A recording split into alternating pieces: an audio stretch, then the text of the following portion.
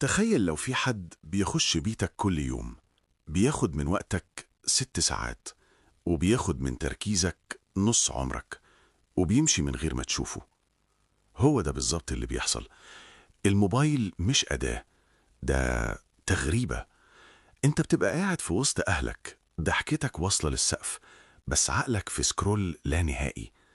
بتشوف حياة الناس التانية، بتشوف سفرهم، أكلهم، نجاحهم، وفي نفس اللحظة عقلك بيقارن.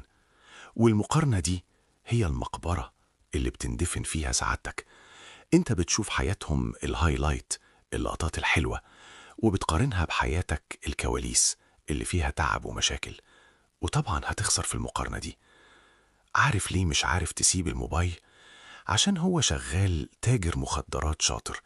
كل لايك بيجيلك، كل كومنت بيحسسك انك مهم، بيفرز في مخك جرعة دوبامين رخيصة، زي بالظبط اللي بياكل وجبة سريعة بتشبعك ثانية بس بتجوعك أكتر بعدها. احنا بقينا بندور على السهل. قراءة كتاب؟ لأ. خد فيديو دقيقة. تأمل وصمت؟ لأ. هاتلي أي نوتيفيكيشن تقطع الصمت ده. الموبايل بيخلي عقلك مشوش، مش عارف يركز في حاجة واحدة أكتر من 30 ثانية. انت بقيت بتعاني من تشتت العصر الحديث.